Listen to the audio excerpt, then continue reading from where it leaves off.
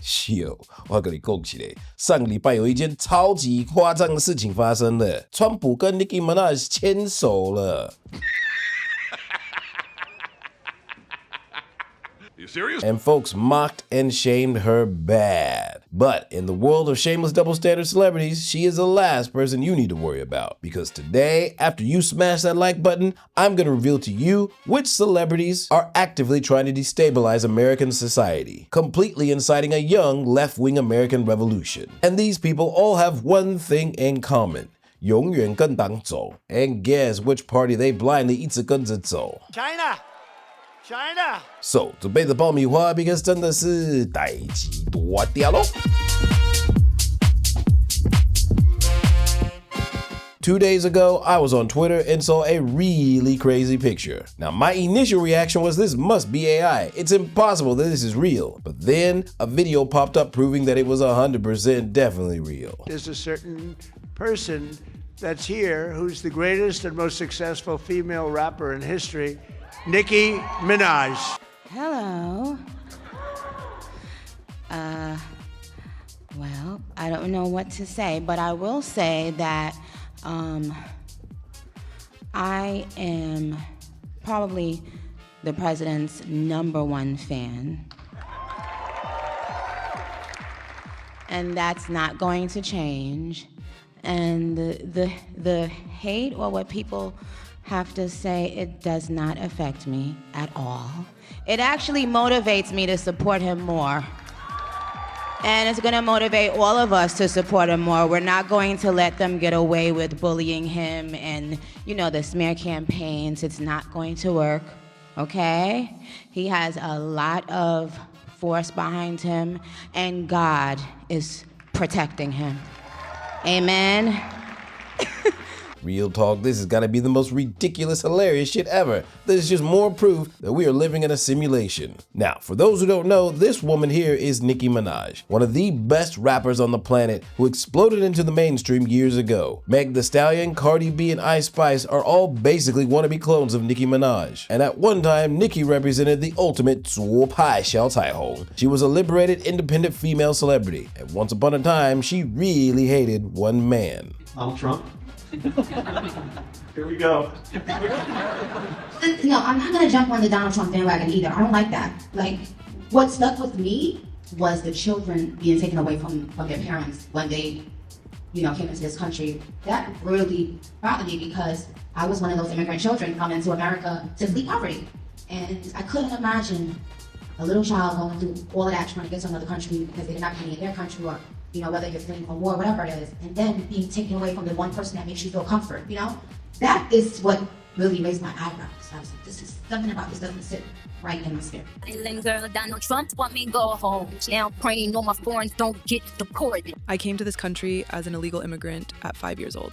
I can't imagine the horror of being in a strange place and having my parents stripped away from me at the age of 5. This is so scary to me. Please stop this. Can you try to imagine the terror and panic these kids feel right now? So now you understand why me and a lot of folks initially believed that that photo was AI. Because for over 10 years, Nicki Minaj was not only anti-Trump, she was also anti-ICE. So last week, when she showed up next to Trump holding his hand, the left completely lost their shit. This is what I'll say to Nicki Minaj. I normally don't respond to things like this, but, you know, F it, I'm going to do it this time. I think Nicki Minaj has made it very clear how she feels about African Americans in this country, or I don't think she's one of them, obviously. Nicki, you know, we love her music. I've spoken to her several times. You know, collectively, I feel like we were a little bit disappointed with her, but I feel like she needs to spend a lot of time with Mr. Bruce Springsteen. She needs to go sit on his lap and let him speak some words of wisdom to her heart. One user on X wrote, Nicki Minaj isn't just a sellout, she's bait. This is a transactional performance of coon dancing to draw the dumbass, politically illiterate, racial gatekeeping, co-nacious black people who will throw their race under the bus for a crumb on the white master's table. In exchange, she gets a return on her investment of coonery. She is broke, busted, and disgusted because she is walking hand in hand with that white man.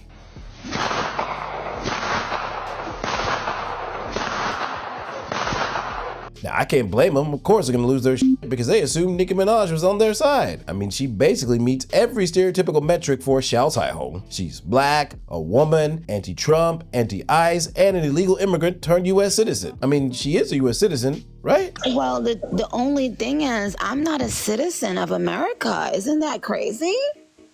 You're a citizen of where? Of Trinidad. Oh, you're Trinidadian. Yes, boy. I was born on a beautiful island called Trinidad and Tobago. Ladies and gentlemen, this is what we call the American dream on paper. A poor immigrant comes to America with big dreams and ultimately becomes an icon and a superstar in the entertainment industry. The American dream script is running perfectly. But now that the orange man is starting to deport illegals at a rapid rate, and she might be next, she flips? Nigga, I don't really know, like... She dropped $1 million to get that Trump gold card and is now verbally sucking on Trump's orange toes. And Trump seems cool with it. But there is one person who did not like this woman at all.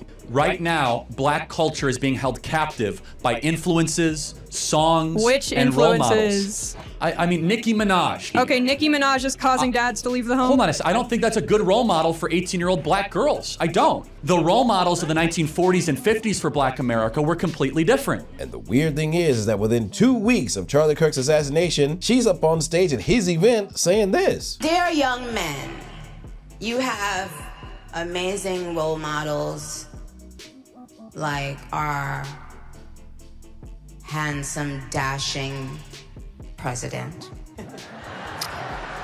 And you have amazing role models like the assassin J.D. Vance, our vice president. And when I say that,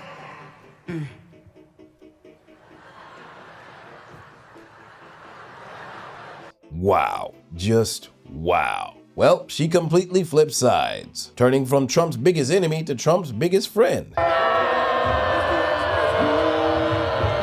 Like I said before, this is the most hilarious, most ridiculous shit ever. But to be honest, I can't hate the hustle. I actually kind of respect it. Because make no mistake, she knows exactly what she's doing. Faking, making nice, but doing it for her own benefit. Because otherwise, she'd risk being deported and losing all of those millions of dollars. What do you have to lose by trying something new like Trump? So, she flipped sides, and there ain't really nothing wrong with that. After all, that's a feature of democracy, yo. You can choose to change your mind. Check it. The richest man in the world, Elon Musk, flipped sides. The most long-term Democrat in politics, Tulsi Gabbard, flipped sides. The most powerful man in the entire world, Donald J. Trump, flipped from Democrat to Republican. And a former hardcore never-Trumper who said that Trump was a Nazi, aka J.D. Vance, became his vice president, flipping sides. Now, does that mean they are completely devoid of loyalty? Not really. That just means their loyalty lies with common sense. 因为如果一个人一直永远跟党走, and they never flip sides,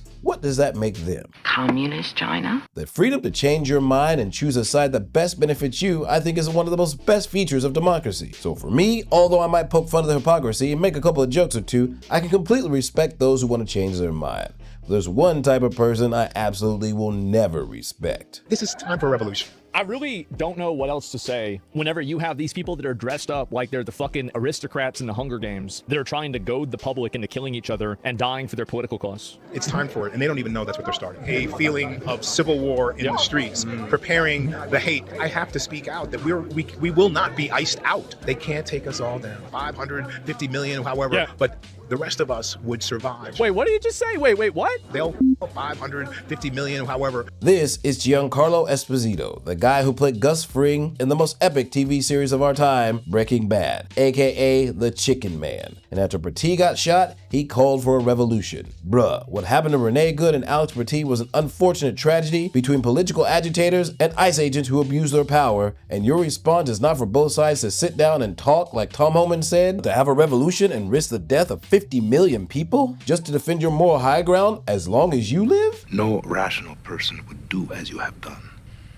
Explain yourself. Now, Minaj flipped sides and abandoned her political principles to benefit herself, but she hurt no one. She risked absolutely no one's life. She just tried to protect what she has. You are okay with 50 million people dying for your left-wing ideology? Man, smash that like button and this chicken man, yo. Goddamn right. Do you remember back in the old times when famous people came out in the face of tragedy and encouraged folks to heal the world and understand each other and talk? Gone are those days, because right now there is a Hollywood trend of polarizing rhetoric, like The government, fight back, revolution. As all these things end up destabilizing society. Before I say thanks to God, I'm gonna say, eyes out.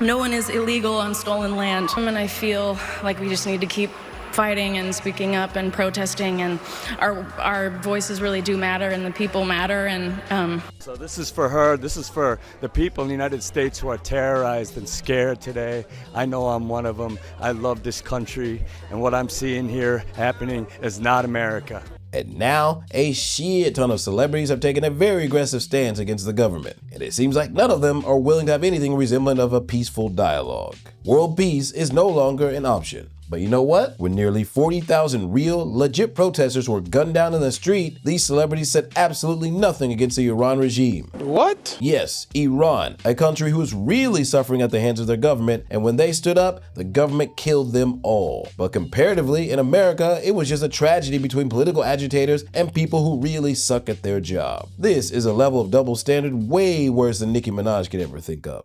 That's a damn shame. You want to know what's even way more worse than them? Those who don't have their own thoughts or opinions and 一直永远跟党走 using other people's words. I could not be prouder to be American right now by the way the Americans are acting, and I could not be sadder to be American right now with the way the government is behaving. I've never been more proud to be an American, seeing people and communities come together during this time, and I've never been more ashamed to be an American, to see what our government is doing. And I can't be here and pretend like that's normal. It's an invitation to everyone who is watching. If you're concerned you're not alone, together we can stop the violence. And we can't go another day just sort of accepting this as our new norm. It's outrageous. People are being murdered. And what I'm seeing here happening is not America. But also, this is not normal anymore. So we've watched with the rest of the world our democracy being systematically disemboweled. So I'm wearing this ice out pin here because I don't want us to forget. Now this last one here is literally reading a script on her goddamn phone right in front of the camera. These people are dangerous as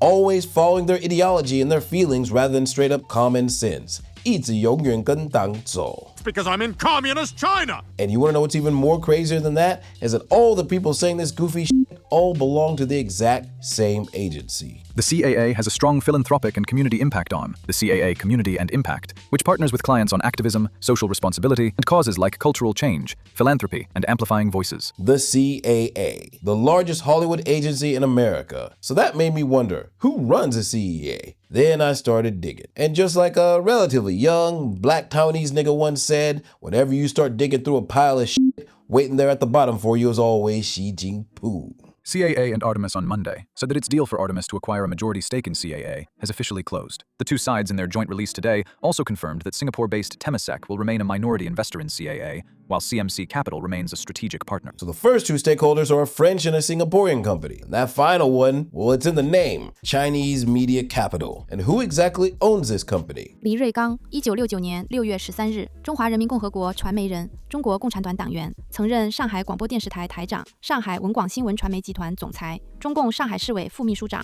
市委办公厅主任，现任华人文化集团 CMC 纸本的创始人兼董事长 CEO. So, one of the deciding members of the board of directors on the largest Hollywood agency in America is a member of the CCP.